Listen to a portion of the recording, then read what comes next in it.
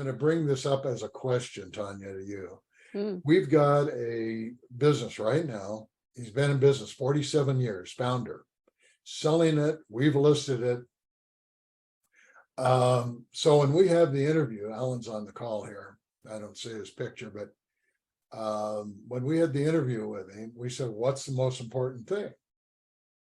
And it was interesting to listen to it. Is it the money that he gets out of the business? What is the most important to him? Is it the legacy that he leaves behind? You know, his family, his wife and he were divorced and his kids are grown. So it's not really the legacy. You really have to sift through stuff. I think what it turned out in a way, and we're not quite sure until it really gets down to the closing, but he's got all these employees and it's on an island someplace in the middle of someplace, right? And you can't find jobs there. And he's trained these people up and they're his family. They're his family. And the real estate that this business paid for, and this is the question, the real estate that this business paid for is the building that they're in. And it's worth far more than the business. The business is more than break even. It's a manufacturing company. It's got 11 employees, but it's not making a whole lot of money. The building is worth, I don't know, 4 or 5 times more than the business itself. So we're not sure how to advertise it, number one, but he wants it to go as a package.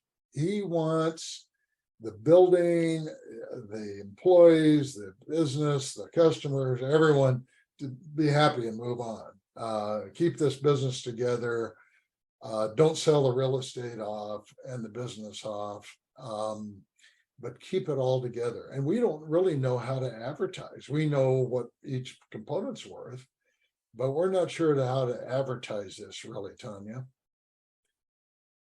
Yeah, I mean, the biggest problem you're going to have there is it doesn't sound like the business probably cash flows well enough to cover a mortgage on the value of the building. So if somebody, if it's a package deal and he's not willing to sell one without the other, then, you know, let's say that the overall total value is $5 million and the business is only cash flowing 300,000.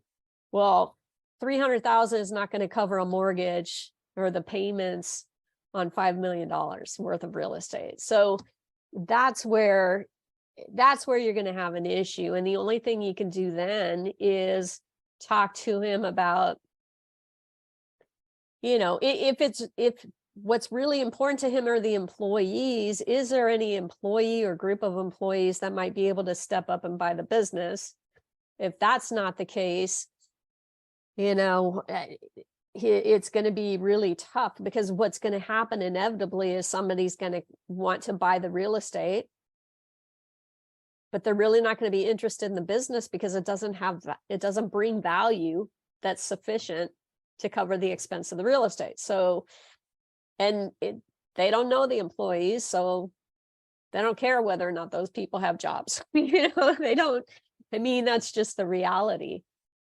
So it's going to be really tough to sell that if there's no insider that can take it on. Or the other alternative is, you know, I mean, if he considers himself to be quite charitable, he might want to put the real estate into some type of a charitable trust and sell the business and have the you know, and have just a lease, a long-term lease that pays him something. I don't know if he needs the money to do something else with it, but at least that way, you know, you can't sell the real estate and have somebody that has a mortgage expected to continue operating a business that's not going to be profitable enough to cover that expense.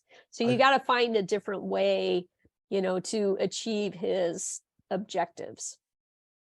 I think you're right. And those are really good points. I don't think he's hurting for money.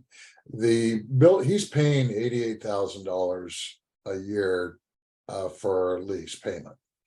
He's got about another 40,000 coming in. So there's a cash flow there let's give or take about 130,000 just on the real estate angle itself. We threw that into his income on his, if we do this as a package and make it a whole package, it makes it a little bit more feasible. He probably is willing to carry a bunch. I'm guessing, because I said it was on an island, and it's true, it's in a resort area of Washington. You have to take a ferry to get there. You can't drive there. He's been operating out there for 40 years. I mean, the yachts that pull into that harbor on that island are phenomenal. So our hope is that it's a lifestyle buyer, that rich daddy buys this thing so he has a tax write-off, and he puts his kid up there and keep him out of drugs, and he's got a tax write-off, or maybe better than that, makes money. But it's going to take a particular buyer too. And, Is there only, in terms of the real estate, is there only the manufacturing building? Is that the only structure on the property? it's one big building, and a portion of it, 25% of it's leased out to others. And so there's cash flow coming in, and it's kind of the bookkeeping is a little bit wonky, I think, because he's paying 90,000, give or take, per year out to himself. Mhm. But there's 40,000 coming in to the business Mhm. on that same building. And so to me, 40,000 ought to be going out to him, but I'm guessing. So we have to kind of put all that together and deliver it out to the buyers so they understand what they're looking at there. But the Yeah. question I have is really this. So we're asking, I guess, total package, give or take 3.25. And the business is maybe worth 600 and the rest is real estate. How do we advertise that? If you put it on Biz Buy Sell as 3.25, that's misleading. What would your way of you've done this, I'm sure. How do you advertise those kind of things? Yeah, I mean, it does become kind of tricky. So if you do put them in business for sale sites, you do have to list it, but in the heading, put including real estate.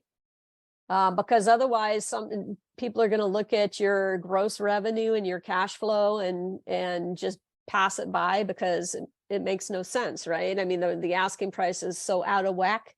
So in your title, you have to indicate, profitable manufacturing with real estate or something like that, so that they understand that the asking price includes the real estate.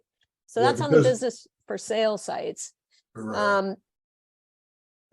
Marketing in commercial real estate sites obviously is tricky because confidentiality is blown. You have to have an address there. So that's a question for the seller. Is the seller willing to have you market it on commercial real estate sites, in which case you would market the real estate and then in your OM put that the business is included and have information on your business as well. Good. So Thank you. That's helpful. I'm